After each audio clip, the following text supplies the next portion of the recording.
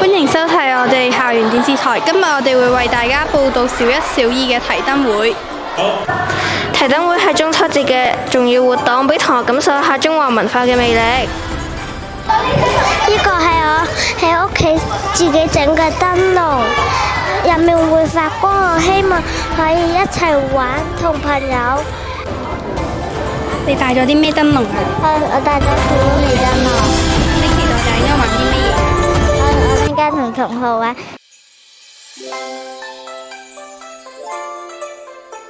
林主任，請問你今日喺呢個提燈會度分享咗啲咩故事啊？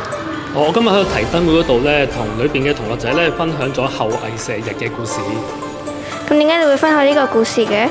因為後羿射日咧就同我哋中秋節咧就好有關係，基本上咧係個中秋節起源嘅故事嚟嘅。咁同埋咧中秋節咧都同我哋中國好有關係。我就希望咧藉住今日咧就同同學仔咧講下一啲咧關於中華文化嘅嘢。咁呢個咧都牽涉到咧我哋國家文化嘅安全嘅。紅光係咪？月亮係夜晚出現定係日頭見到㗎？夜晚見到。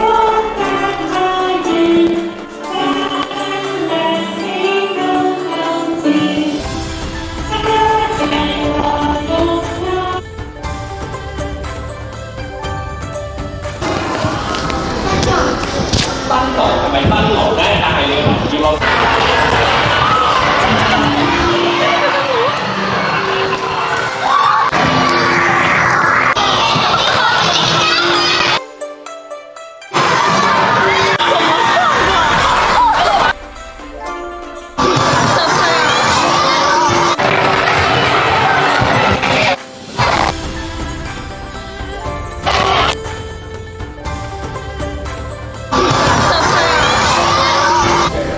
請問今年嘅提燈會有咩特別之處啊？今年嘅提燈會咧，有1、2年班嘅同學仔一齊嚟到，可以咧欣賞到唔同嘅花燈啦，仲有佢哋學習到孝親啦，各樣嘅事情啦。咁你觀察到學生嘅表現係點樣嘅呢？哇！佢哋好興奮啊！佢哋周圍走啦，跟住一齊咧去分享呢個花燈，有唔同嘅顏色啦，有唔同嘅活動喎。唔該晒。仲有今年嘅提燈會有咩特別啊？今年嘅提燈會呢，就安排咗1、2年班嘅小朋友去到禮堂參加啦。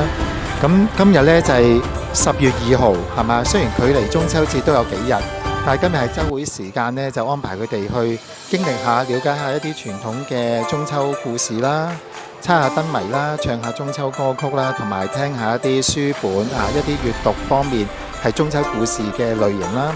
咁正話咧，仲有一個環節咧，就係俾佢喺嗰個禮堂入邊漫步燈會。咁呢度我見到小朋友非常之開心㗎喎，係。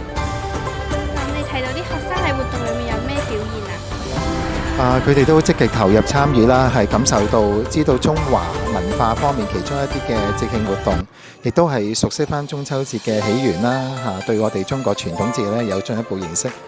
咁見到佢哋係參加活動之餘呢，係對於呢個節慶活動呢，都有一啲深入嘅了解嘅。咁學校你可唔可以簡介一下今年嘅提燈會啊？今年呢，我哋咧透過一啲猜燈謎啦、唱歌啦、講故事啦呢啲等等嘅活動咧，希望學生咧明白咧中秋節嘅意義啦、佢哋嘅起源啦，咁同埋咧可以咧培養翻咧我哋中國傳統嘅美德，有孝親呢一個嘅價值觀嘅，咁亦都咧強調翻咧學生嘅國民身份認同嘅。你今日玩得開唔開心啊？玩得開心。你玩咗啲咩嘢啊？玩咗燈籠。